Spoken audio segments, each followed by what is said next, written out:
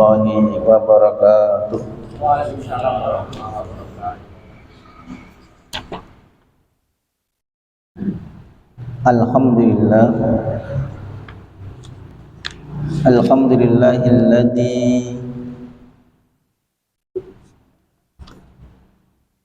anzala as-sakinata fi qulubil mu'minin liyazdadu imanan ma'a imanihim. Asyhadu an la ilaha illallah wahdahu la syarika lah wa asyhadu anna Muhammadan abduhu wa rasuluhu sallallahu alaihi wa ala alihi wa ashabihi wa man tabi'a bi ihsani ila yaumiddin, amma ba'd.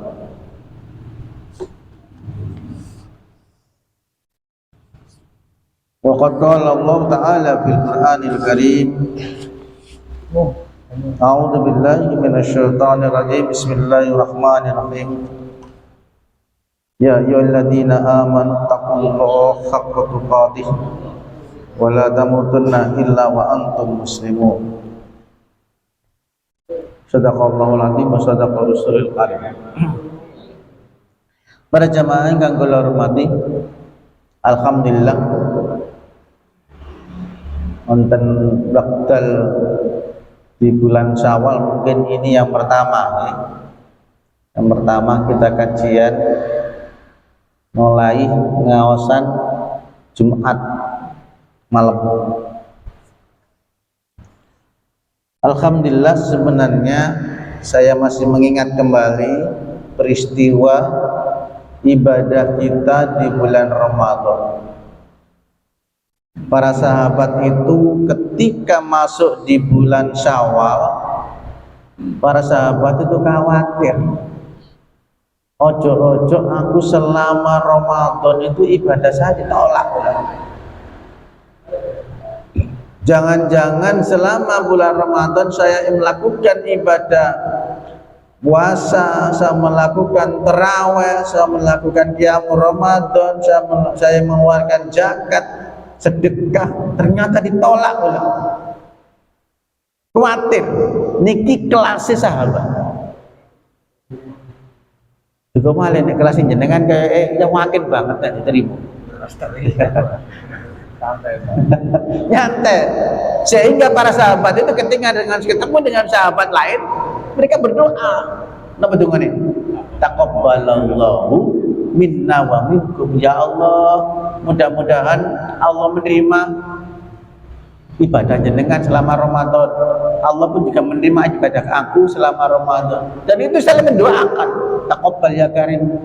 Yang satunya taqabbalallahu minna wa minkum, dijawab taqabbal ya karim. Saling mendoakan, jangan sampai selama ibadah Ramadan itu ditolak. Dan itu kekhawatiran sahabat. Padahal sahabat itu generasi terbaik. Terus kanjeng Nabi, khairukum qarni tsummal ladzina yalunahum tsummal ladzina yalunahum. Sebaik-baik zaman, saapi-api zaman terus kanjeng Nabi napa? Zamanku. Qarni itu zamanku. Jamaah kurun, masaku, sing terbaik paling apik zaman itu zamanku. Terus kanjeng Nabi. Sabare enten. Tsummal ladzina yalunahum, kemudian generasi di bawah setelah Nabi. Tsummal ladzina yalunahum, kemudian generasi di bawah setelah Nabi sallallahu alaihi wasallam. Jadi yang pertama generasi terbaik di masa Nabi sinten? Sahabat. Setelah sahabat generasi terbaik ya generasi sahabatnya sahabat, berarti sahabatnya sahabat. Bar niku tabi'in, tabi'ut tabi'in. Jadi 3 generasi. Jenengan mbak masuk akhir zaman ini mboten masuk. Lu ngoten yo makin nih. Nah ibadah puasa Ramadan diterima. Sehingga ketika ketemu dengan sahabat lain ya renek mengucapkan taqabbalallahu minna wa minkum, taqabbal ya karim. Paling kosong-kosong Mas ya. Kosong-kosong. Ya sepurane ya.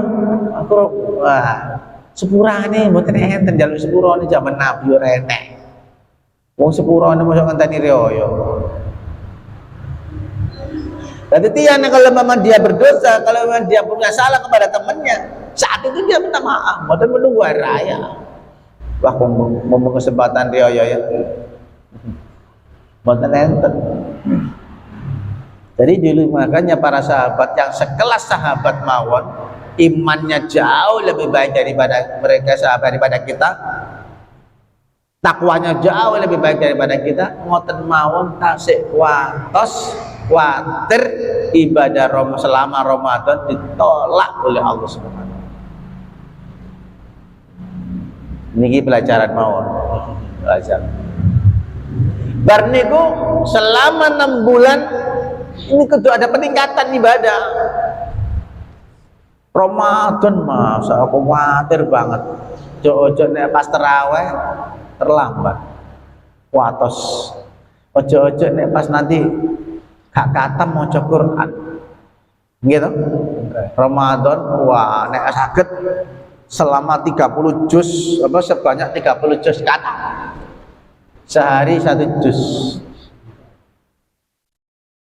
Ngoten mboten? Nggih. Sehari 1 juz. Iya.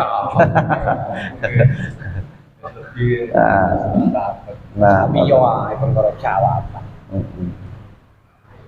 Artinya apa? Kekhawatiran kita untuk tidak melakukan ibadah yang terbaik di bulan Ramadan, khawatir. Waktu terlambat sholat tarawih, kan? Wedi. Oh, sholat isya gak jamaah, wedi. Sama kayak pripun? Saiki kembali ke alamnya masing-masing. Ya, biasa mawon Ustaz. Artinya ibadah Ramadan yang selama ditarbiyah, dididik oleh Allah selama Ramadan selama 1 bulan ini kayaknya efeknya belas buatan ngefek lah. Buat apa pendidikan selama Ramadan? Padahal sahabat itu setelah bulan Ramadan namanya bulan Syawal. Syawal itu meningkat 6 bulan setelah itu para sahabat motivasi, mengevaluasi. Wah iya ya, sholat malam kok kurang kayak gitu. Kemarin Ramadan aku biasanya lengkap, saya kok kurang. Belas tambah meninggalkan, gak pernah sholat rawih, gak pernah sholat malam. Sholat sunnahku biasanya kok beli dia rutin, saya kok belas. Diatur dan itu evaluasi selama 6 bulan. Jadi panjenengan niku kelihatan berhasil napa mboten ibadah Ramadan jenengan dibuktikan selama Ramadan, setelah Ramadan 6 bulan setelah Ramadan. Ramadan 6 bulan sebelum berikutnya berdoa para sahabat itu bagaimana biar ketemu di bulan Ramadan kembali.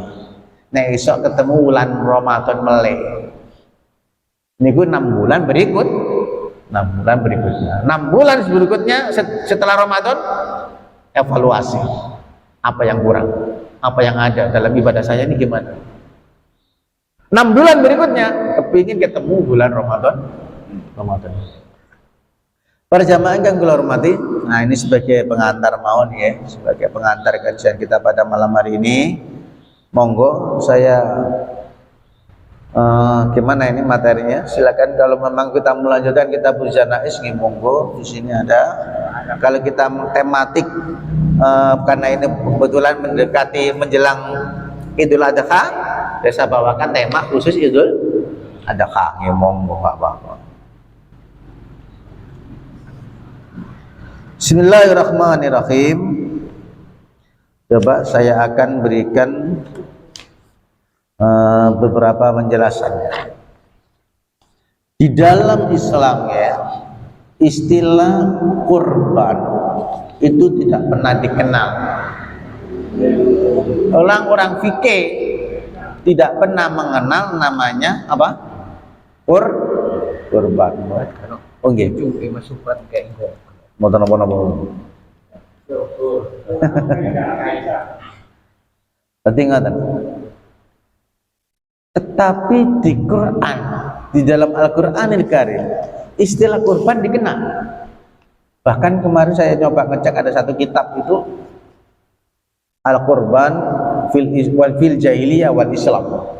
Ada sampai sekitar 200 halaman. Wah ini bagus dalam bahasa Arab.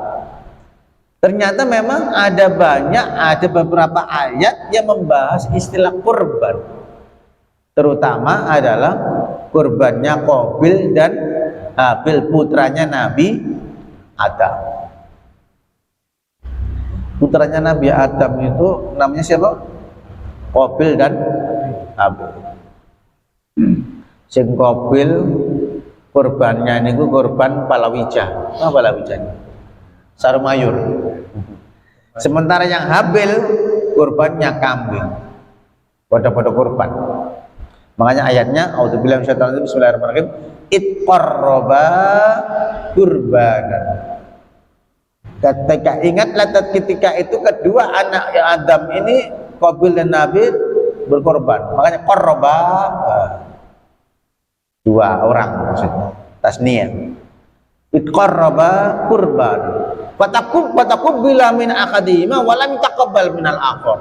Ternyata dari dua anak putra Adam ini yang Qabil yang berkorban, yang Habil juga berkorban, salah satunya diterima dan satu ditolak. Loh, kok sampai ditolak? Iya. Ternyata yang Qabil korbannya palawija, sarumayur dan lain sebagainya. Yang Habil korbannya kambing. Ternyata yang diterima oleh Allah korbannya kambing, yang palawija. Sehingga para ulama mendefinisikan berarti kalau begitu kurban itu sesuatu yang untuk mendekatkan diri kepada Allah, baik itu berupa hewan maupun selain hewan, itu kurban. Kalau di dalam kemudian akhirnya dari ayat ini kesimpulannya walam yataqabbal minal akhar, akhirnya satunya ditolak, satunya diterima. Yang penting di ayat ini terakhir, innama yataqabbalullahu minal muttaqin. Masya Allah. Sesungguhnya Allah hanya menerima kurbannya dari orang-orang yang bertakwa kepada Allah Subhanahu. Saat ini jenengan tiap tahun kurban, kayak cor-coran gede-gedean. Padahal memang harus besar kurban, tapi niatnya harus bersih. Niat jenengan apa? Jenengan mengeluarkan kurban itu karena ketakwaan jenengan atau karena duduno aku mampu napa ngoten. Dan itu dikembalikan kepada diri kita masing-masing. Makanya Allah Subhanahu wa taala berfirman, "Inna ma yataqabbalullahu minal muttaqin." Sesungguhnya Allah hanya menerima kurban dari orang yang bertakwa. Di sini pakai innama. Innama itu dalam bahasa Arab termasuk apa? Harful qasam. Jadi pembatas hanya. Masya Allah. Yang diterima hanya orang-orang yang bertakwa. Nek biasa-biasa, mboten terima. Cuma mangan daging mboten mau. Mangan daging. Ini mendefinisi kurban secara yang pertama. Kemudian yang kedua, yang dipakai oleh para ulama fikih itu bukan istilah kurban, tapi apa? Al-udhiyah, alif, bot, ha, ya, tak marbuto. Al-udhiyah itu baru namanya kurban. Jadi apa saja yang disembelih yang untuk dalam ramin bayi matil an'am, yaitu binatang ternak, taqarrubu ilallah, dalam rangka untuk mendekatkan diri kepada Allah, itu namanya kurban. Apa? Udhiyah. Ya, di mana ya saya? Nah, ini udhiyah. Ismun lima yudbahu fi ayyamin nakhr liqurbati ilallah ta'ala. Jadi nama bagi hewan yang disembelih di hari nakhr, yakni tanggal berapa? 10 Dzulhijjah, untuk mendekatkan diri kepada Allah Subhanahu wa taala. Ini istilah kurban. Sementara kalau istilah udhiyah dalam bahasa fikihnya adalah kurban. Sementara kalau kurban sendiri, nah ini beda. Tadi surat apa tadi? Jangan cek monggo di dalam surat Al-Maidah ayat 27. Kemudian ada kurban Qabil dan Habil itu nggih. Kemudian ada yang kedua namanya kurban bakaran. Itu di surat Ali Imran ayat 183. Namanya apa? Kurban bakaran. Gini Pak, dulu zaman jahiliyah Dulu orang-orang zaman jahiliyah itu biasa sebelum datangnya Nabi, sebelum Nabi diutus, namanya orang berperang itu kan mendapatkan apa? Harta rampasan perang. Setelah harta rampasan perang dapat, kalau zaman Nabi dibagi. Tapi sebelum zaman Nabi ada, sebelum Nabi diutus, namanya rampasan perang itu tidak boleh dimakan. Harus dikumpulkan di tengah lapangan dan nanti akan dimakan oleh api dari langit. Bus, habis. Dan ini hadis yang Al-Quran dalam surat Ali Imran 183. Nah, saat itu dikumpulkan semua. Siapa yang dapat? Yang habis ini dapat ghanimah, rampasan perang. Kumpulkannya Nabi. Ayo kumpul ini. Semuanya dikumpulkan. Bukan Nabi Muhammad ya, nabi-nabi sebelum Nabi Muhammad. Kumpulkan semua, satu lapangan penuh. Ternyata menunggu api dari langit. Orang toko-toko. Loh mana? Mestinya kita sudah dibakar ini. Mestinya sudah dimakan oleh api dari langit. Ditunggu mana kok nggak ada yang kok nggak datang apinya. Berarti pasti dari kalian ada yang menyembunyikan. Ya, nanti di film itu didelik no, disimpan. Lalu akhirnya ada yang mentalakan. Ayo kamu mundi. Benar Pak, adanya di dalam hadis Bukhari itu sampai mereka itu ada yang menyembunyikan sebesar kepala kerbau berupa emas. Wah langsung diserahkan bisa. Ayo kamu lagi mana? Oh ini yang membuat api dari langit nggak turun ini karena apa? Ternyata ada dari orang-orang Yahudi, ada dari orang-orang ahli kitab saat itu zaman jahiliyah dulu apa? Menyembunyikan. Akhirnya pun terus ditokno kabeh ghanimah antara rampasan perang itu nggak lama kemudian api dari langit datang. Wus, akhirnya hilang. Itu di zaman sebelum Nabi. Setelah zaman Nabi Muhammad, mboten ngoten. Lah mesane wong sing perang-perang. Rale bagian apa-apa. Akhirnya zaman Nabi dihalalkan. Jadi diukhillat lana al-bawaim. Akhirnya harta rampasan perang ghanaim atau ghanimah itu kemudian dihalalkan di masa Nabi Shallallahu Alaihi Wasallam. Zaman sebelum Nabi nggak boleh dimakan, harus diserahkan kepada Allah dan akhirnya dibakar oleh api dari langit. Dan akhirnya di zaman Nabi buatan dibagi. Siapa tadi yang perang, dia berangkat sendiri, kemudian dia juga membawa onta, dapat 2 bagian. Siapa cuma berangkat wong tok, gak ada wong tok, satu bagian. Dan itu semua dapat. Masya Allah. Makanya akhirnya di masa Nabi Shallallahu Alaihi Wasallam ternyata ghanimah rampasan perang itu boleh dimanfaatkan, boleh dimakan. Sebelum Nabi, boten. Nah ini ya, yang akhirnya yang melatar belakangi kemudian ada istilah kurban bakaran. Kemudian berjamaah yang dimaulah Subhanahu wa taala. Nah, kemudian berikutnya apa? Dasarnya, hukumnya kurban. Apa hukumnya kurban? Hukum kurban itu ada beberapa ulama, sebentar ya, dari beberapa madzhab.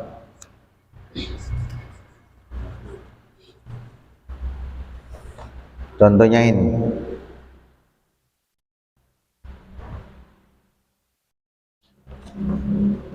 Nah ini hukum kurban. Ikhtilafal ulama'u ala thalathati aqwal. Para ulama berbeda memahami hukum kurban itu atau hukum al-udhiyah itu ada 3 pendapat. Yang pertama, dhahabal al-awwal annaha wajibah. Hukum kurban itu wajib. Jadi nek mboten ngetokno kurban dosa. Mampu. Niki pendapat yang pertama. Ternyata pendapat yang pertama ini diikuti oleh madzhab Imam Abu Hanifah. Kemudian wa Rib'ah wa Al-Auza'i dan kemudian sebagian dari ulama Malikiyah. Mereka berdasarkan kepada ayat A'udzubillahi minasyaitonir rajim bismillahirrahmanirrahim fasalli lirabbika wanhar. Fasalli lirabbika napa artine? Fasalli, maka salatlah li rabbika, untuk menyembah Tuhanmu, wanhar, dan berkorban. Ngapunten, di sini ada waw. Kata madzhab Hanafi, oh berarti nek salatnya wajib kok. Nek ono berarti korban juga wajib. Pun jejer kan, fasalli li rabbika wanhar, fasalli, maka salat kepada Tuhanmu, maka juga berkorbanlah kepada Tuhan, untuk Tuhanmu. Berarti korban juga wajib. Wong salat juga wajib, korban juga wajib. Sini menggunakan waw atau istilahnya. Waw ini menunjukkan bahwasanya hukum sebelumnya dengan hukum sesudahnya sama. Ini namanya waw atau. Ini pendapatnya Imam Abu Hanifah, Al-Auza'i, dan beberapa ulama madhab yang lain, termasuk sebagian dari madhab Maliki juga berpendapat wajib. Nah, yang wajib kira-kira dosa apa tadi? Dosa, jangan mampu orang korban itu dosa. Dan teman ini bahasa pinter, Pak. Sapi nih. Oke. Wah, Pak. tiga. Nanti. Guys, mungkin mohon habis ini ke atas yang korban. Ini pendapat yang pertama. Okay. Ternyata berdasarkan ayat itu seakan-akan bahwa kalau memang sholat wajib berarti berkorban juga wajib. Ini pendapat yang pertama. Kemudian dasar pendapat yang pertama ini, yang kedua itu tadi Al-Quran ya. Hadisnya kan ada hadis. An Abi Hurairah radhiyallahu anhu anna Rasul sallallahu alaihi wasallam qala dawuh sahabat Nabi, man kana lahu sa'atun wal lam yudakhi fala yaqrabanna musallan. Barang siapa yang memiliki kelebihan harta, yang memiliki keluasan harta, tapi kemudian dia tidak mau berkorban, duit enek tapi ora gelem korban, Ustaz, oh 3,5 juta, gas tak korban, duit enek tapi megah malas korban. Maka kata Nabi, fala yaqrabanna musallan, jangan kamu mendekati musolahku saat melakukan sholat Idul Adha. Ojo cedek-cedek temenan awakmu dengan musolah. Kata mantap Imam Hanafi, dari berdasarkan ayat hadis ini, ada kata mereka, minhu jajrun Nabi sallallahu alaihi wasallam. Dari hadis inilah, ini merupakan ancaman dari Nabi. Seakan Nabi diancam gitu. Liman kana lahu sa'ab, bagi mereka yang memiliki kelebihan rezeki, kok gak korban? Mau ojo cedek-cedek musola.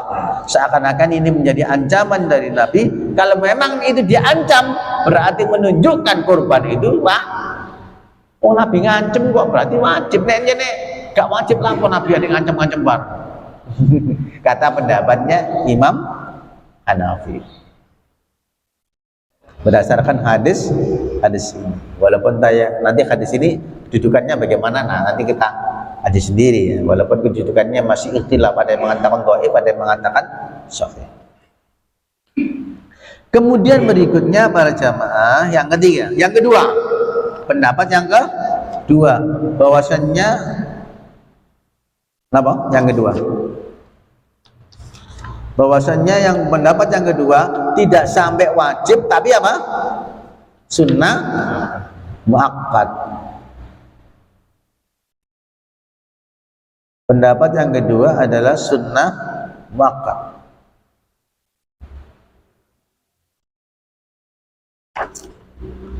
Meripate ora pate cetoh nek. Tulisane ngeten iki.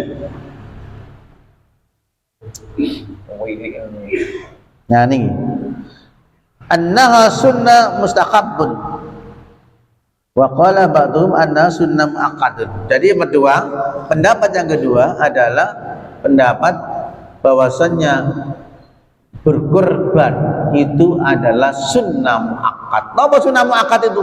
Sunnah yang hampir mencapai derajat wajib. Sunnah yang hampir wajib itu namanya sunnah muakkad. dalam istilah fikih. Sunnah ini macam-macam, wajib pun macam-macam. Ada wajib ain, ada wajib kifayah, ada wajib lagi, ada wajib mukhayyar, macam-macam wajib. Jangan kenalnya wajib yang mau. Sunnah juga begitu. Ada sunnah muakkad, ada sunnah yang biasa mawon, bukan muakkad. Ada yang ghairu muakkad dan lain sebagainya. Ini kalau korban ini sunnah yang hampir wajib, tapi tidak sampai derajat wajib. Apa dalilnya yang kedua ini? Berdasarkan yang mengikuti pendapat yang kedua ini adalah yang pertama Imam Malik, Imam Syafi'i, Ahmad, Ibnu Mundir, Ibnu Hazm dan yang lainnya. Ada berapa ini? Imam Malik, Imam Syafi'i, mayoritas Indonesia ini mengikuti mazhab Imam Syafi'i. Kemudian yang ketiga Imam Ahmad Ibnu Hanbal, yang keempat Ibnu Mundir, yang kelima Ibnu Hazm. Ibnu Hazm itu sampai berpendapat, empat orang ini berpendapat bahwasanya hukum berkorban itu tidak sampai wajib tapi sunnah muakkad. Ini pendapat yang kedua. Apa dasarnya? Ada. Berdasarkan yang pertama, dalil yang pertama. Mereka menggunakan dalil bahwasannya kalau sunnah muakkad itu bagaimana dasarnya? Maksudnya gini, sunnah muakkad itu bagaimana pengertiannya? Menurut Malikiyah, ya'ti mutarikuha wa afada dzalika al-qadhi al-iyad. Siapa yang meninggalkan dianggap berdosa. Karena apa? Sunnah muakkad yang hampir wajib. Jadi ninggal lah kata lakoni Ustaz, sunnah wae kok. Nek muakkad boten cek enek dosane sithik-sithik. Nek wajib mau tambah nemen. Niki nek sing sunnah muakkad yang meninggalkan tidak melakukannya berarti termasuk apa? Sunnah apa tuh? Dosa. Ini menurut di dalam pemahaman al-qadhiyat.